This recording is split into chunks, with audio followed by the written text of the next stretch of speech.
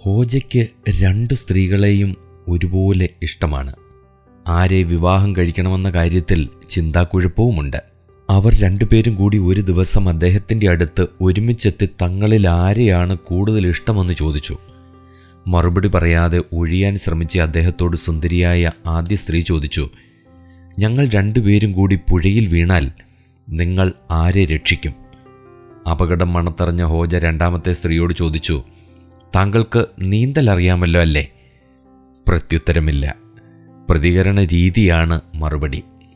എല്ലാ ചോദ്യങ്ങൾക്കും ഉത്തരമുണ്ടാകില്ല. എല്ലാ ഉത്തരങ്ങളും വിളിച്ചു പറയാനും പറ്റില്ല. ഉത്തരം കിട്ടാൻ വേണ്ടിയല്ല, മനോഭാവവും കാഴ്ചപ്പാടും മനസ്സിലാക്കാൻ വേണ്ടിയാണ് പല ചോദ്യങ്ങളും അന്തരീക്ഷത്തിൽ ഉയരുന്നത്. ചോദ്യം ചോദിക്കുന്നവർക്ക് തന്നെ പലപ്പോഴും ഉത്തരവും അറിയാം. ശരിയായ ഉത്തരമല്ല, ശരിയായ പ്രതികരണമാണ് പ്രധാനം. പറയുന്ന ഉത്തരം ശരിയാണെങ്കിലും പറയുന്ന രീതി അരോചകമെങ്കിൽ ആളുകൾ അംഗീകരിക്കില്ല. ഉത്തരമറിയില്ലെങ്കിലും തെറ്റാണെങ്കിലും പ്രതികരിക്കുന്ന രീതി വിനയാന്വിതമെങ്കിൽ ആരും അവരെ വെറുക്കില്ല. എന്തു പറയണമെന്നറിയാമെങ്കിലും എങ്ങനെ പറയണമെന്ന് അറിയില്ലാത്തതാണ് ബന്ധങ്ങളുടെ അടിവേരിളക്കുന്നത്. എന്തിനും അതിൻ്റേതായ തന്ത്രജ്ഞതയുണ്ട്. കുട്ടികളോട് സംസാരിക്കുന്നത് പോലെയല്ല യുവാക്കളോട് ഇടപഴകുന്നത്. അതുപോലെയല്ല വയോധികരോട് പെരുമാറുന്നത്. ആധി പിടിച്ചിരിക്കുമ്പോഴുള്ള സംസാര രീതിയല്ല ആഹ്ലാദാവസ്ഥയിലിരിക്കുമ്പോഴുള്ളത്.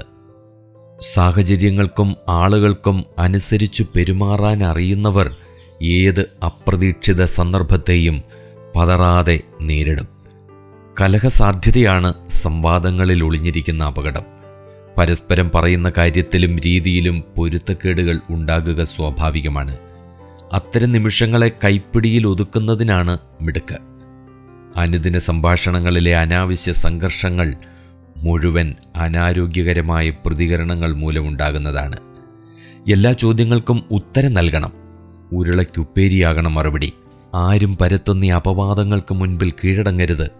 ചോദ്യങ്ങളുടെ മുനയൊടിക്കണം തുടങ്ങിയ നിർബന്ധങ്ങൾ എല്ലാ സംഭാഷണങ്ങളുടെയും സൗന്ദര്യം നശിപ്പിക്കും.